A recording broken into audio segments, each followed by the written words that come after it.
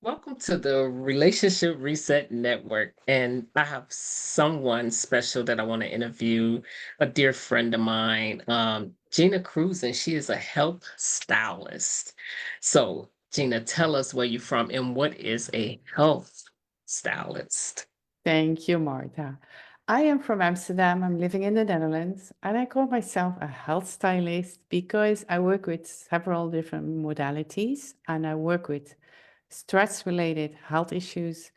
I used to call it like guiding people from traumatized health to holistic bliss. Well, there's a lot of in between there because, a lot of people struggle with unexplained health challenges, and the doctor always say, oh well, then you eat this or you do this or you do that. Well, you have to accept it. You were born this way. Well, and if you then dive a little bit deeper, there is trauma that is disturbing all the processes in the body, and that's actually my specialty. I love to work on those issues and then guide people with gut health, hormones, and of course, food, relationship with food, and everything that's connected to it. How did you gain a love for that?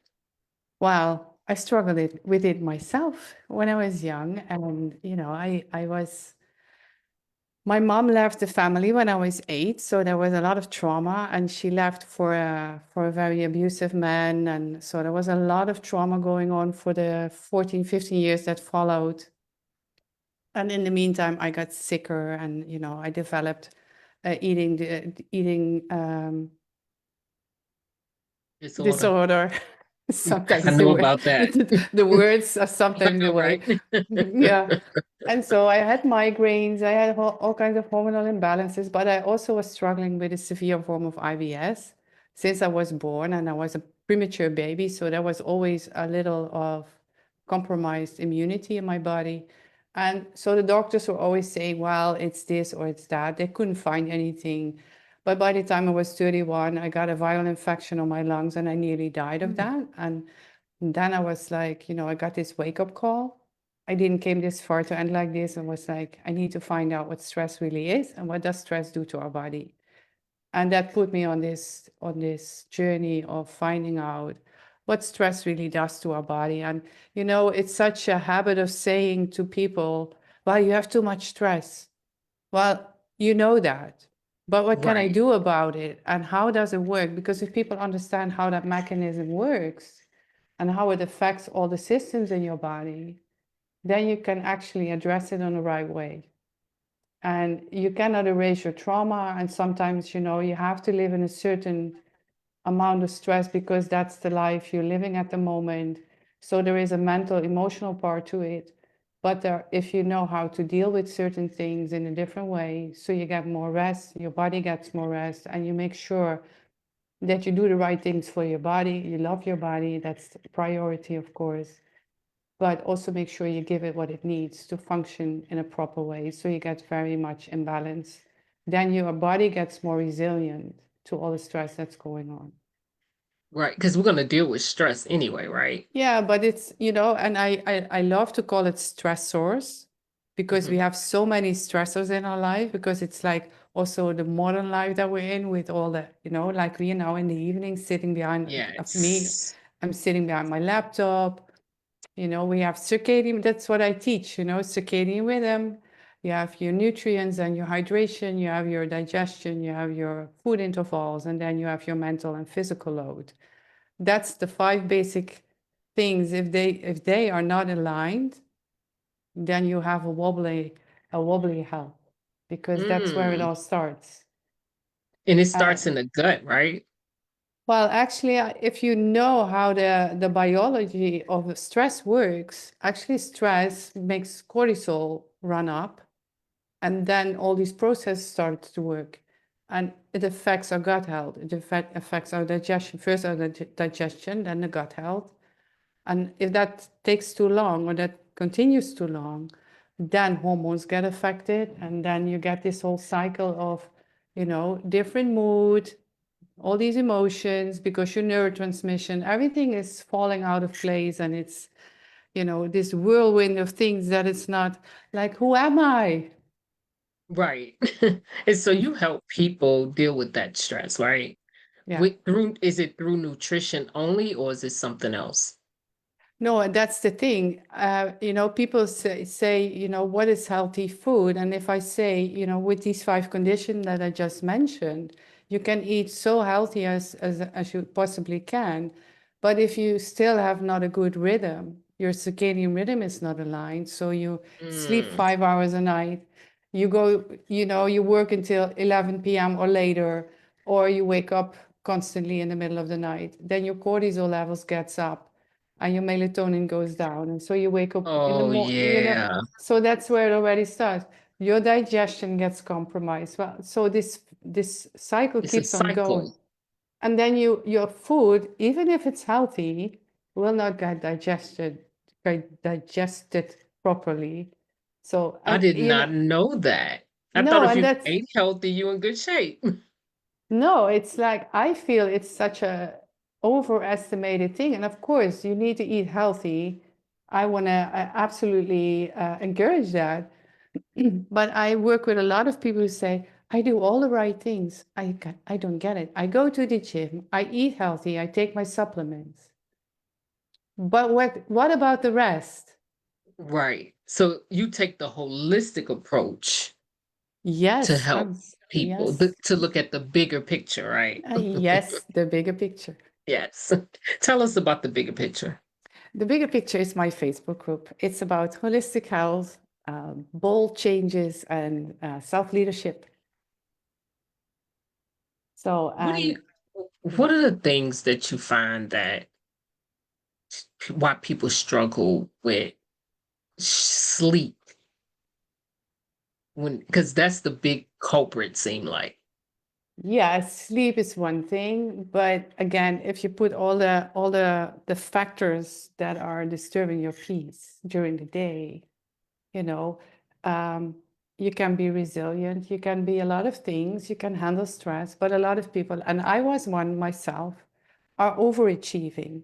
We are like, I need to be a tough cookie, I need to handle this, but that's a trauma response. That's your Hmm. coping mechanism.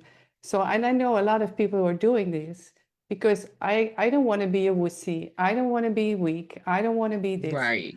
All these voices in the head are saying this. And so you keep on going, you keep on going, and then I have many years that I worked 12, 14, 16 hours a day as a massage therapist, and then I slept 5, 6 hours a night, and I stood up again early in the morning to start working again, 360 days a year for 7 years in a row, and then I was completely, exhausted.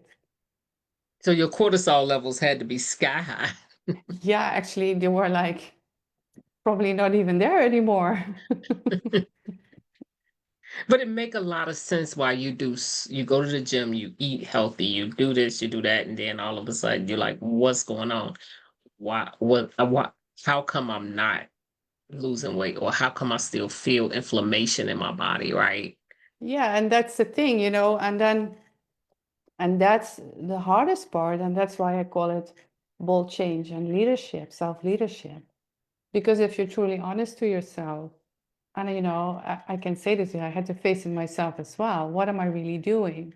And for me, it was denying my own needs. What did I really need? Mm. So I was on this autopilot, suppressing my needs, suppressing my feelings, and just going because I made a certain choice. I running my own business and all these things, and then backstories of my family, my toxic family system, stuff like that.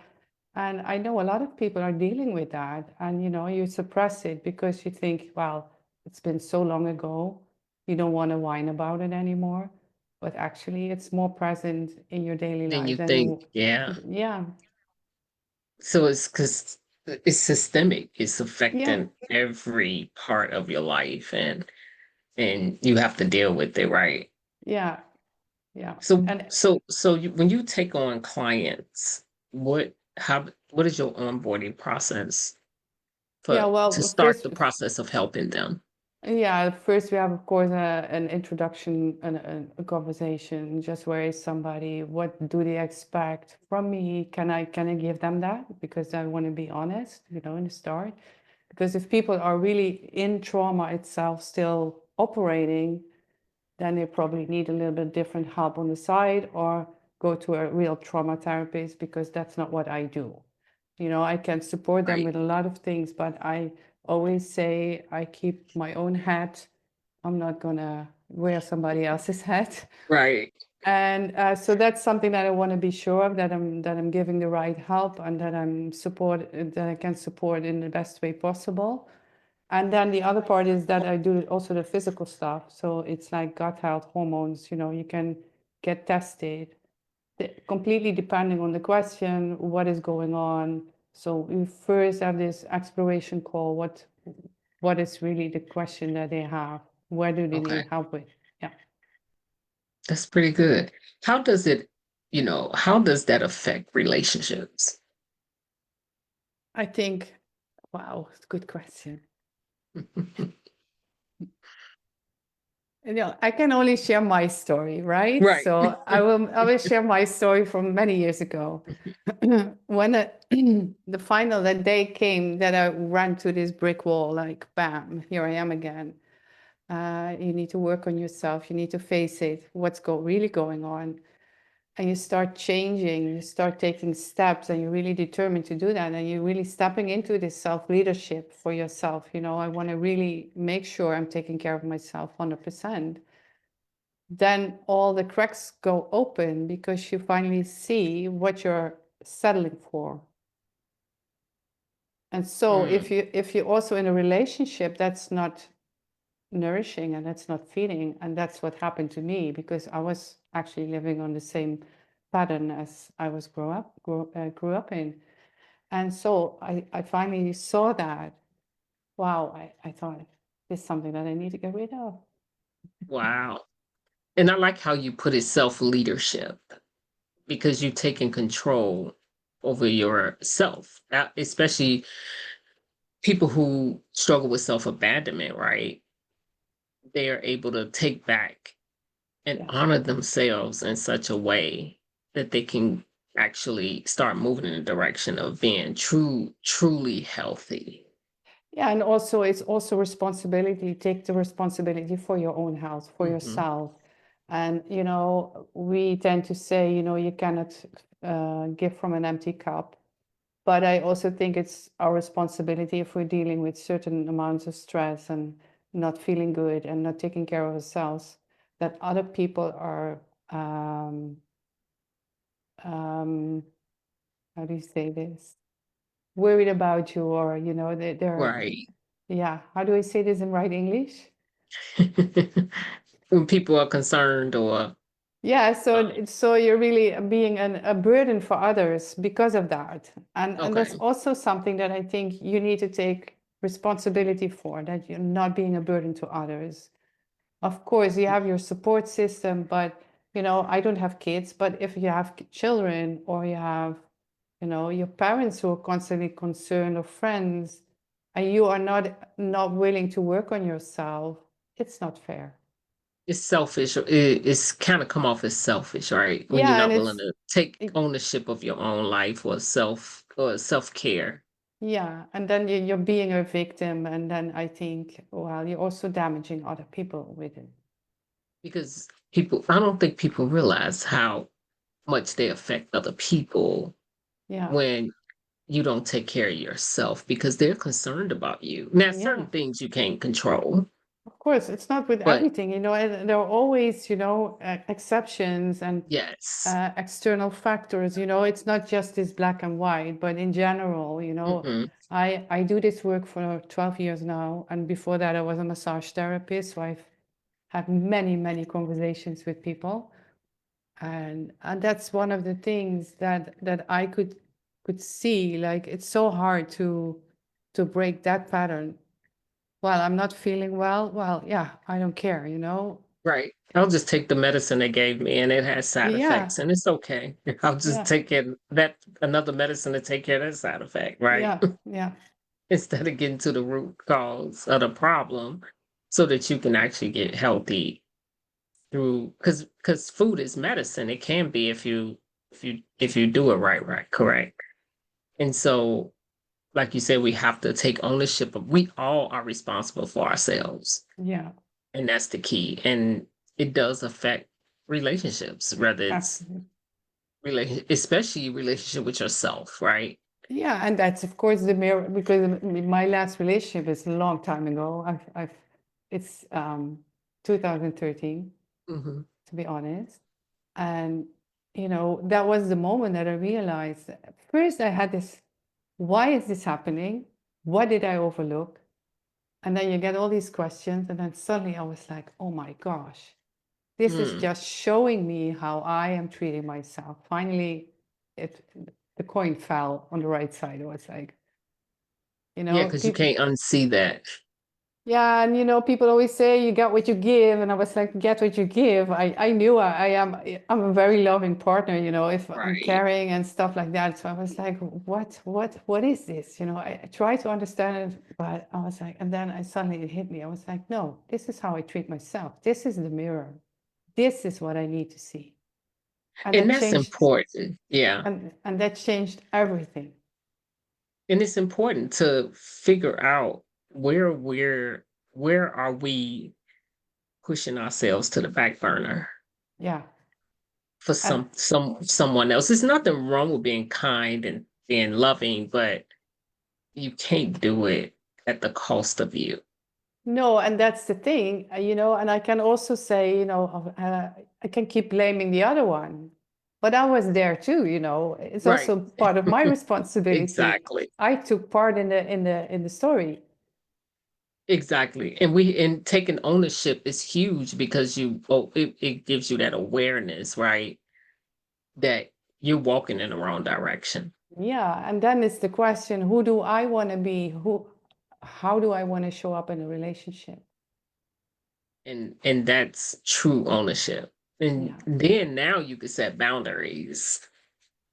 You know And what the beauty of it is, Marta, and that's something that I've learned over the years. I studied myself when I notice it's not okay, whether it's friendship or different kinds of relationships, you notice a pattern in yourself, how you start acting or feeling or whatever. And I'm so aware of that now, and that's the best gift that I could get. absolutely. I always tell people listen to your body, listen, watch your behavior because Yeah, it's communicating. And absolutely. sometimes they don't communicate well, which lets you know I'm not in a good place. Yeah. It's really communicating and it's Yeah, not and that it doesn't matter. It just doesn't say if the other person is not right. It's more like what you are doing is not correct right. because you're doing with the wrong intention. Exactly. So tell us like what is your goal for the bigger picture?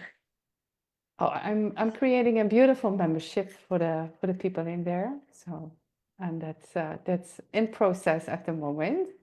And and people can come for an interview, they can promote themselves and show what they're doing and share their stories live in my group, like I'm doing here with you right now.